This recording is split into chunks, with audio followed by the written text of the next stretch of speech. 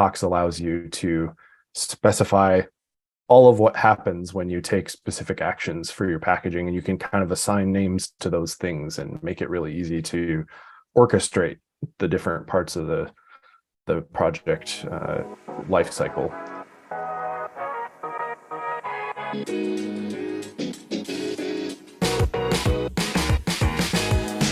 Hello and welcome to the Pybites Podcast, where we talk about Python, career, and mindset. We're your hosts. I'm Julian Sequeira. And I am Bob Beldebos. If you're looking to improve your Python, your career, and learn the mindset for success, this is the podcast for you. Let's get started. Welcome back to the Pybites Podcast. This is Bob Beldebos, and in this episode 110, we have Dane Hillard on. And Dane is the author of 2 Python books. First, he wrote Practice of the Python Pro, and lately he published a book on packaging. And that's very exciting because, as we know, packaging can be confusing and there's a lot of tooling and ecosystem around it. And in this episode, we really dive deep into why packaging can be confusing, some highlights of the book, the writing process, even a bit of mindset.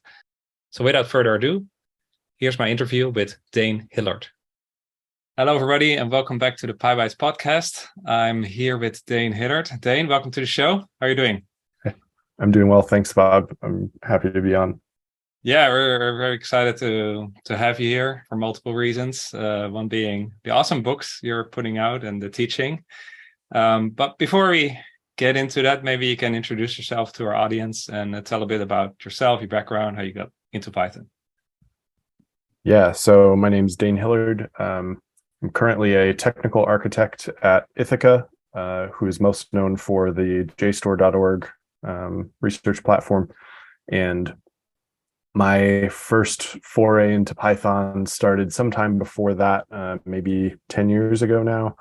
I was working in the space of sort of big data analysis, genomic data for personalized medicine.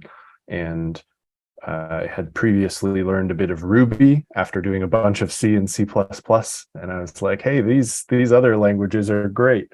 And then started getting into Python through that kind of data space a little bit, and the rest is history, as they say. Nice. Cool. And what do you do right now, day to day? So as an architect, my job is often consulting, if you will, with other teams in the org to understand both their business needs and their technical portfolio to try and make sure those things align. And a big part of what we've been working on specifically lately is micro front-end architecture, trying to help decouple teams so that they can deliver experiences independently, sometimes many teams on a single page to produce a unified experience. So that's been a focus for me maybe the last year or so. Interesting. And it kind of nicely ties into your first book, which I got a lot of architecture out there. So bit of background, right? And I think in 2020, you launched your first book, Practice of the Python Pro. I read it back then, was really impressed how much it covered and how much great advice there is in there. Definitely beyond the beginner level for writing quality code and thinking about architecture. But in this episode, I want to actually talk about your more recent book, which I think just came out, about packaging. And if I can quote from the foreword by David Beasley, a quiet secret of most Python books is that nobody really wants to talk much about packaging, which I can totally see because it's kind of complex and sometimes confusing. So I wanted to start off by asking you what made you write a book about packaging. For sure. I started maybe 5 or 6 years ago, getting a little more into the open source Python packaging space, or the open source Python space, and worked on a couple of packages during that time, and then built a package at Ithaca that we ended up open sourcing. And then we had a couple of, you could call them packages. They were modules really within our monorepo code base, and we decided to kind of turn those into separate installable packages as well. And eventually we were maintaining maybe a dozen or more packages internally. And so over time, we built kind of a pattern of practice that seemed to work really well across our distributed team, and kind of just wanted to share some of what I learned during that.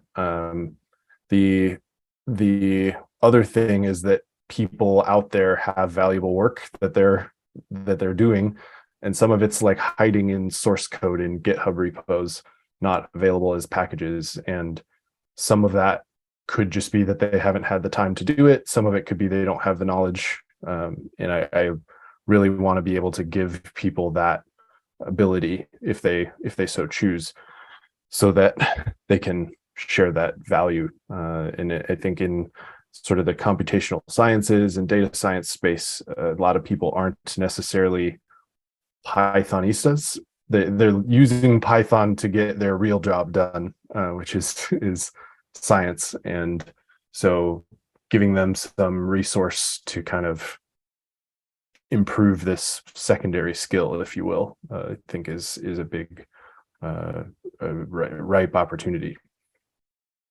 Yeah, there's often a big leap between people, scientists using Python to get the job done, to be dangerous even, but then to package it up and all that stuff, it seems like a whole different level. And there's definitely for a lot of people like this moment when they ship their first package, like it's a crucial step in their Python journey. So if we say packaging is hard, which we might debate or not, but why do people even say that? Where do you see people struggle with this? Yeah, and I think I was one of those people, maybe even around the time I started thinking about writing this book. But I think a lot of it is perception that it is hard. And some of that perception comes out of kind of the history of the tooling and the diversity of the tooling. There's been several kind of major eras of packaging tooling. And one thing people feel when they start to research this is like there's several different things documented or blogged about out there. Where do I even begin? And a lot of the work that's been done lately is precisely to kind of streamline that picture, standardize some of those things, build a more extensible architecture. Because a lot of times the problem was also that they built something that worked for a lot of people, but it also had its limitations, as any system does. And there wasn't necessarily a way to build around or through those limitations with that system. So people built new systems. And so the work to kind of make a almost plugin based architecture with some of these newer packaging tools has really, I think, been a great direction. And I hope that really it will result in a true streamlining rather than there's sort of the famous XKCD comic that's like, we have 12 standards and it doesn't work, we need another one, now we have 13 standards. I don't think it's that situation. So. No, it's the book is well timed. There's a lot of work going on, and it seems that it's becoming more Zen of Python, where there's one obvious way to do things where that was not the case before. Okay, so I wanted to highlight a few things from the book. I have 7 things here, but we can change that. You can add anything, but those things I found interesting and maybe relevant to the topic. Project structure, often confusing for people, maybe more beginner to Python, but basically I just use package directory, a test directory. But since last week or 2 weeks ago, and I did an episode on packaging as well, I use the source layout, right? So you have an extra directory, source, and then package, and then your modules. Is source layout something we should embrace? Is there an advantage of that extra source directory? And can you explain that? Yeah, great question. I think this is another area where there's so many ways to do it, and all of them are, everyone likes one of them. So there's a lot of resources out there advocating one or the other. I personally advocate for the source layout, and the book moves in that direction. a couple of the reasons that I think that's nice are that it allows you to put your tests in a directory that makes it pretty easy to exclude them from the package. If you have a package directory and a test directory within that, it offers kind of the same thing. I also think you don't run into that a lot in practice. Network and storage are so commodified that whether the tests are included in the package or not doesn't necessarily bother me as a consumer, but it can help some people out. And then the other big thing is that Python adds the current directory you're in to your import path when you're developing and trying things out. And with a flat layout, you can trick yourself into believing import behavior is going to work one way.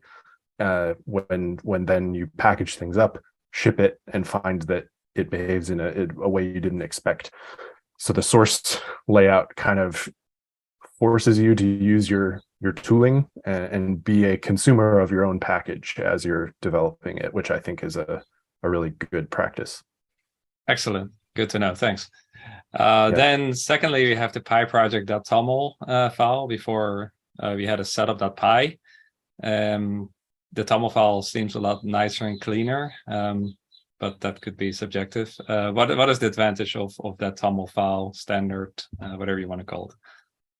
Yeah, there's also the setup.cfg file that was kind of in between those two things. And again, I think that file is meant to be able to streamline and move toward a unified way of specifying project dependencies, tooling commands, tooling dependencies, and really make that a more consistent one-stop shop for where to find that information. And it also works well in packages, just as it does in applications, which is nice.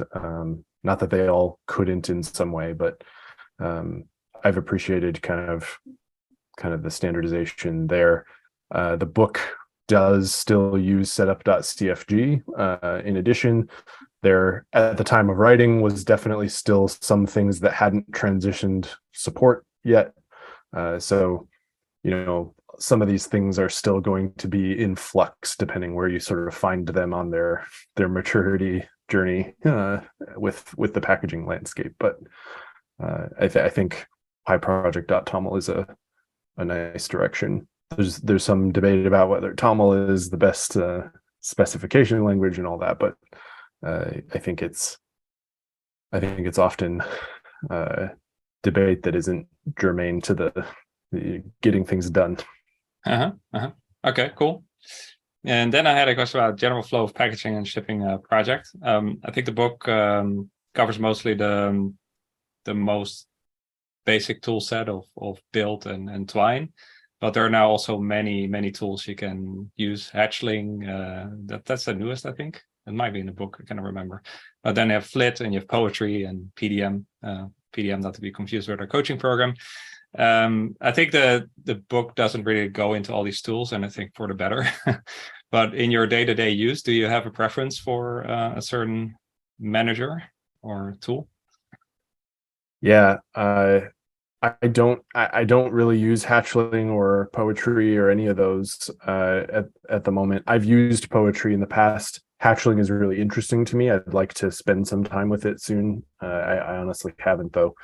The book kind of takes the direction of helping people understand the core moving parts of the flow, and offers links to some of these tools to say, once you understand these moving parts, here are some branches you could go down and follow and see kind of what works for you. Because understanding the fundamentals allows you to kind of sit on that as a foundation and then comfortably switch between, maybe you want to try 5 different things and see which one works best for you. I think without the foundational knowledge, you could mistake some of the nuances you're seeing as fundamental differences when really they're like an aesthetic choice or a process choice. So that's kind of why I stayed away from some of the particulars of those projects.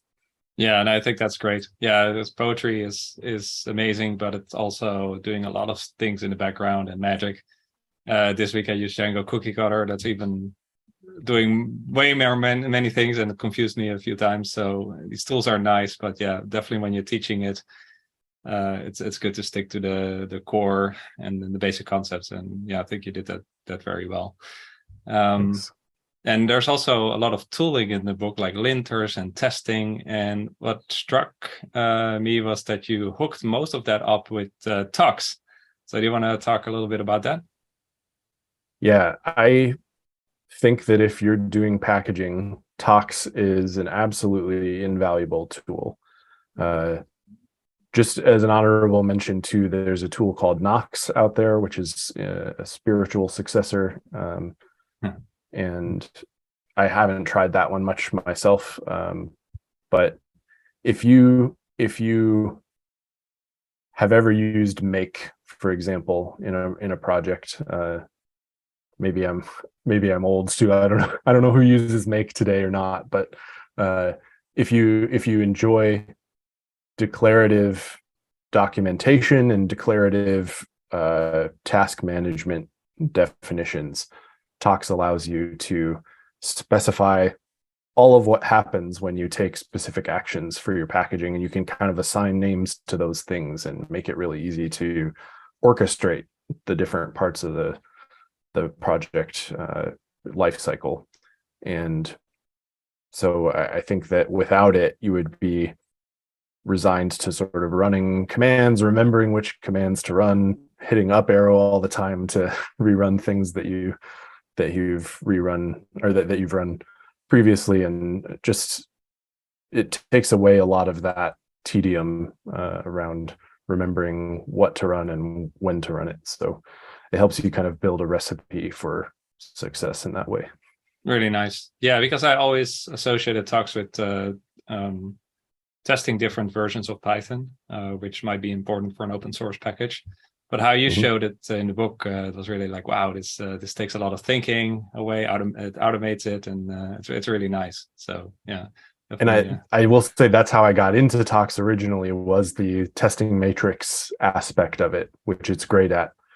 But you then start to see like, oh, it can manage any of these processes. So yeah, it's good. Cool. 3 more on the insides of the book. Dependency hell. I think most people have fought with that, but maybe if people are not familiar, what is it, and what are some tips you offer about how to best manage that? Because I'll let you talk first about it.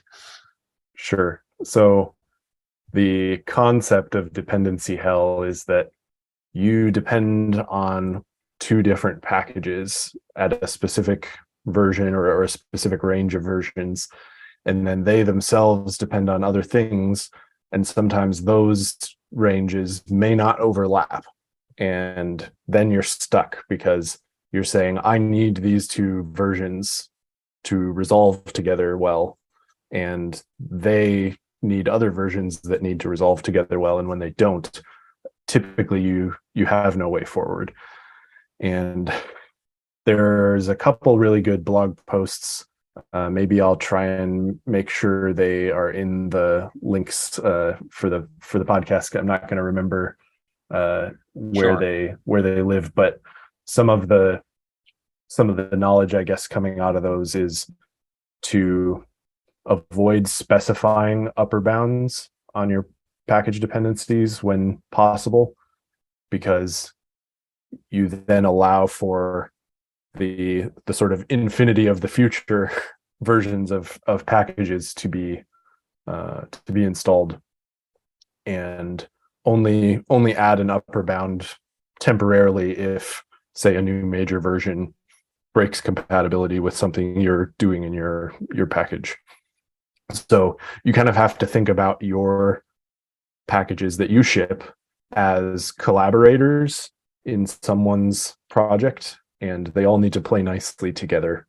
So try and be as open to whatever possibility you might run into after being installed into someone's project, and don't unnecessarily limit what is allowed.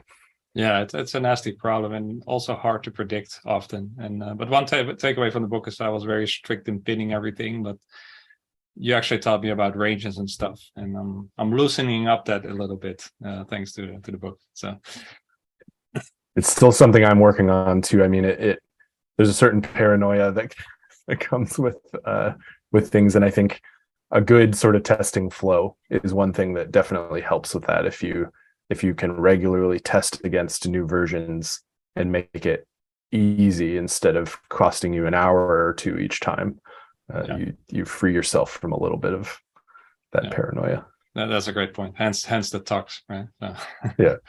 Yeah, cool. GitHub Actions. There's also some CICD in the book. I was happy to see that. Anything you want to say about that? I mainly want to say that I think the spirit of CICD is also a big part of what drove the book and drives my day-to-day life. Because as a maintainer of software of any kind, there's so many aspects to it, and there's so many things that can go wrong if you're doing them manually, that having an automation process in place that codifies what it means for that software to be successful is just such a time saver. And really kind of like, if you want to talk about, I don't like 10x engineer phrasing or anything like that, but if you want to talk about boosting your productivity to that degree, like CICD is one of the best things you can do, even for small projects. Because if you have 10 small projects, that's the same or maybe even worse than having one big project to manage, because there's an overhead to each of those projects, right? So GitHub Actions or Jenkins or GitLab, any process you can use to put CI/CD around your project, I think would be a big benefit. Yeah, and it's easy to set up. It's free. GitHub comes with great templates you can just immediately implement, and that makes it pretty straightforward. And as you say, as your bucket of projects grows, right, you want to have as much of that automated, because you will be working on other projects, right? So the more that other stuff is in standby, the better. Yeah, cool. Lastly, on parts of the book, on highlights, is it's very geared towards open source as well, and contributors and people working together. There's even nice guidelines in there, how to make a contribution file. That's kind of stuff you might not immediately think about. Do you have any tips for open source contributors? And maybe you can talk about the community aspect of packaging. Yeah, I, in some sense, feel unqualified because I am not a big open source maintainer. I tend to put most things I build into open source. You know, the website for the book, the website for the previous book, my personal website, all of that's open source. But there's a different thing that arises when you're working on a lively project with, you know, tens, hundreds of contributors. And I don't necessarily know what it's like to be the owner of something at that scale. But for open source maintainers, I think the big takeaway, or the big spirit of the book toward that, is definitely what we were just talking about around CI/CD and getting a lot of the logistics out of your way so that you can make sure the package is delivering the value that you want. And for open source contributors, my advice would be, if someone has that flow in place, make sure you use it and leverage it to your advantage. It can reduce a lot of the kind of rework and discussions and your PR staying open for 3 months. And if you really want things to kind of land and be able to see, like, I did that in that package, try and kind of meet people where they are, which goes both ways. But I think it's easy to kind of make a change that you think will work, and then you push it up and open a PR and the tests break. And so if you can do a lot of that checking up front, it only helps. Yeah. Cool. Okay, well, I hope you liked that selection of highlights. Was there any other unexpected thing you learned from writing this book? I think I was just newly amazed at the things that are out there, the history. For the sections on metadata specification in the book, I looked through all the PEPs that ever talked about metadata, and it was really just cool, I think, having a reason to go do that, and to really be, I don't, forced is the wrong word, but have a driver to go look at all those PEPs and kind of delve into the history of things. So in a sense, I like recommend that to anyone who might be in this space at all. And I would like to do it maybe for other aspects of Python as well in the future. Yeah, nice. Well, thanks for doing that. That definitely made it easier for us, because sometimes reading the PEPs cannot be easy. And definitely when I read the book, you just see that there's a lot of research that went in. And on that topic of writing, teaching, so we already established it's quite a massive topic. Can be confusing. It's change the standards. Also, kudos, because it's so fast paced that it's just writing a book on this is a challenge already. But how do you do research, and more broadly, how do you keep up with Python's trends and ecosystem? Yeah, I thought about this a little bit the other day, because someone was asking me how I keep up with things in general in the tech space. And for me, a lot of it is just finding the right sources of the information, like the canonical sources of the information, and trying to build those into my sort of passive intake. And that means, joining the Python mailing list, being where Python people are in tech Twitter and Mastodon and things like that, and finding people's blogs who you respect and adding those to your feed reader, for example. So a lot of times I'm becoming aware of things just because something flew by my screen, if you will, saying, Brett Cannon has a new blog post about unraveling some syntax, and you just sort of branch out from there. And as you're reading a post, you might say, oh, they're talking about this other thing, what is that? And you just sort of delve into things that way. The classic kind of Wikipedia problem, right? So a lot of it is that passive intake. And then when it comes to active research, like I said, I went through the PEPs, for example. I use a tool called Obsidian, which a lot of people are buzzing about lately, which is just a bi-directional linking note-taking tool. And I heavily used that for the book writing.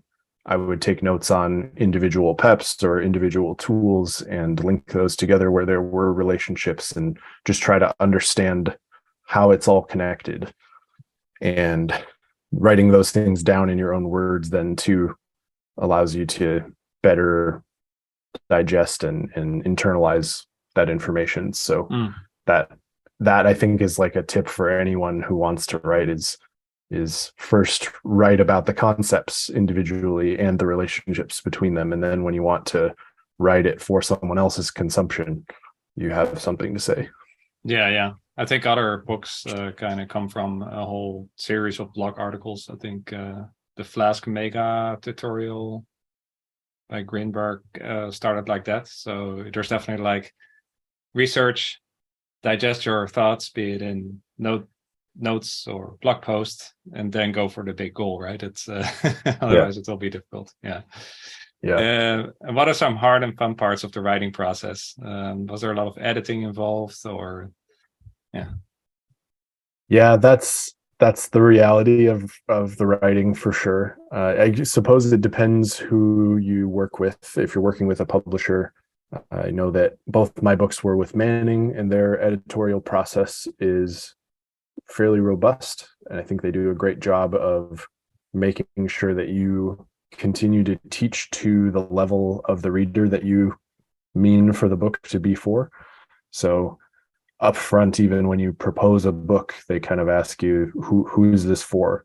And throughout the book process, if you start adding too much context and your book is for experts, they'll say, hopefully the experts already know this aspect of what you're teaching.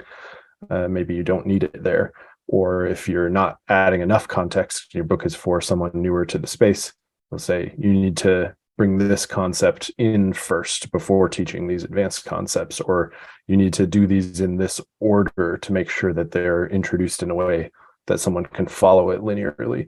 And I appreciated that kind of aspect of it. I think it's both a hard and a fun part, because it's really challenging to find the right way of teaching something effectively, but it's very rewarding to find that, whether it's the phrasing or the ordering of that information or visual aids. It's great to see someone say, wow, I never thought about it that way before, or I really learned something here. So it's hard and fun. I enjoy the diagramming part especially. I find those are amazing. Making a visual aid. Oh, thank you. I'm a little sad the book has to be printed in black and white, because the full color diagrams are really great. But being able, it's sort of that. What's that? You got them in ebook. Yeah. The picture is worth 1,000 words type of value, right? Finding the right way to say, I can communicate this in very high bandwidth just by showing you rather than having to tell you about it is great. No, that's awesome. Also, I want to read it again, but 400 pages or whatever it is takes some time. And actually, I can just now go back to those diagrams, and they're great summaries. And I think there are like 10, 15, 20 of that. There are quite a few in there, right? So pretty detailed. So yeah. The book is only 250 pages, I think. So I'm glad you felt like it was 400 pages worth of material. I'm not sure if I insulted you now, but yeah. Oh, that's great. No, but there was a lot of content in there. So if it's being at 250, then I can definitely attest that there's a lot in there. Wow, I thought it was more pages. Cool. So I think we're about to wrap it up. Maybe I have two more questions on mindset, and then we always end up with books and stuff what you're reading. So I can imagine writing a book on one of the most confusing, complex topics in Python right now, and there's a lot of at stake, right? So I can imagine that can trigger a bit of imposter syndrome and stuff. So was there a mindset piece to this whole book writing, and if so, how did you cope with that? Yeah, I would say yes, definitely there was, and even still is. I mean, the book has a perfect 5-star rating on Amazon right now, hoping to keep the streak alive, but you're sort of always waiting for that stream of comments to come in, like, what are you talking about? Who even are you? Go away. And they could be totally right about that too. It's just such a weird thing to try and kind of have something to say, but also be saying, I'm just saying what I know. I'm not trying to say I'm right. Just putting knowledge out there. And so I just like to share what I've learned and what's helped me, hoping it can help others. And it won't help everybody. And you kind of have to be okay with that. And just, there's a little bit of just have positive intent and make sure to try and not lead anyone astray if you can. And that's sort of the best you can do. So best you can do. Yeah. Cool. Great mindset. Yeah. Because inevitably there will always be somebody that's going to hate it, and that's just fine. We always also like to say, like, well, if at least you want to have some polarization, right? Because if it was all like people nodding along, yeah, sure, then maybe it's not that meaningful, right? Yeah. Maybe you're not really saying anything at all. yeah. So a good opinion here and there is appreciated. Cool. So lastly, what you're reading? Yeah, I am reading a couple things right now. So the one other thing we're working on is kind of upping our practice around experimentation on our platform, like A/B experiments, hypothesis testing.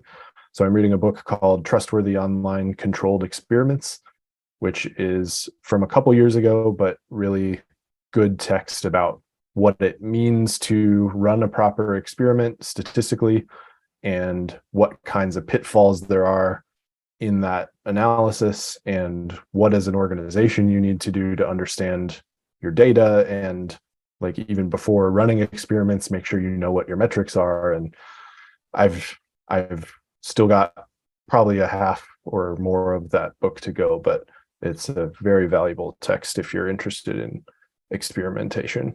And the other thing that I read recently is not a book, but Stephen Wolfram's explanation of ChatGPT, I think, was a really informative work. It talks about essentially how large language models function, and if you want to demystify ChatGPT for yourself a bit, I think it's a good one. And then, sort of on the totally non-tech side, I'm reading this book that I actually have had for many years and trying to finish, that's about cheese making, called Reinventing the Wheel.